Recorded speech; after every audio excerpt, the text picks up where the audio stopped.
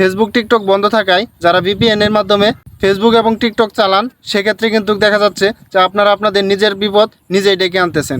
সেক্ষেত্রে আপনাদের যে বিষয়টি লক্ষ্য করতে হবে যে কোনো ভিপিএন ব্যবহার করার ক্ষেত্রে, এখন বর্তমানে ফেসবুক এবং টিকটক বন্ধ থাকায় হয়তোবা আপনারা ভিপিএন এর মাধ্যমে সেই দুটো ইউজ করতেছেন।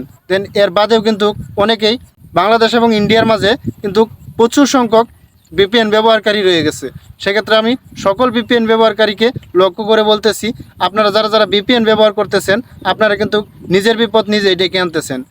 সেক্ষেত্রে আমরা যখন একটি ভিপিএন কানেক্ট করি একটি সাইটে ঢোকার জন্য, যে সাইটটিতে আমরা ঢুকতে পারি না সেই সাইটটিকে ইউজ করার জন্য কিন্তু আমাদের ভিপিএন প্রয়োজন হয়।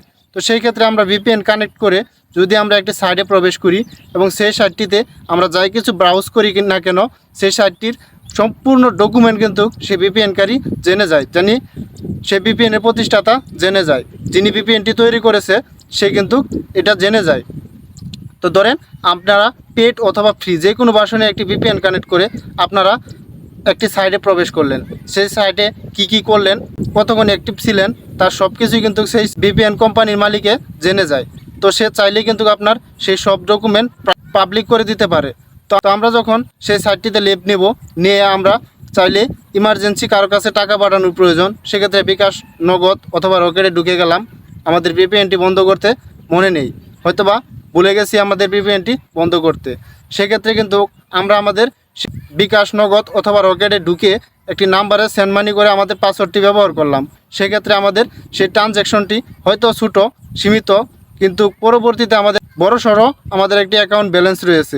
সেক্ষেত্রে কিন্তু সেই অ্যাকাউন্ট ব্যালেন্সটা কিন্তু ভিপিএন কোম্পানির কাছে সম্পূর্ণ ডকুমেন্ট হিসাবে চলে যাবে। সেক্ষেত্রে কিন্তু কোম্পানির মালিকে কতটুকু সততা সেটার উপর নির্ভর করে আপনার সেই অ্যাকাউন্ট ব্যালেন্স।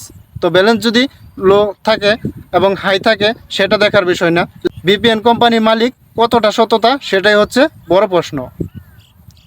তো এবার বুঝে গেছেন যে ভিপিএন ব্যবহার করলে আপনারা আপনাদের ফোনের যত গুরুত্বপূর্ণ গোপনীয় জিনিস রয়েছে তার সব কিছুই মনে করলেন যে আপনারা সেই কোম্পানিকে স্বজ্ঞানে মস্তিষ্কে আপনারা সেই ভিপিএন কোম্পানির মালিককে দিয়ে দিতেছেন। তো এইটাই আপনাদের সাথে বলার ছিল। তো আজকের ভিডিওটি এই পর্যন্তই। ভালো লাগলে অবশ্যই ভিডিওটিতে একটি লাইক দিবেন, দেন চ্যানেল নতুন হয়ে থাকলে অবশ্যই চ্যানেলটি সাবস্ক্রাইব করে পাশের নোটিফিকেশন বেলটি অন করে দিবেন।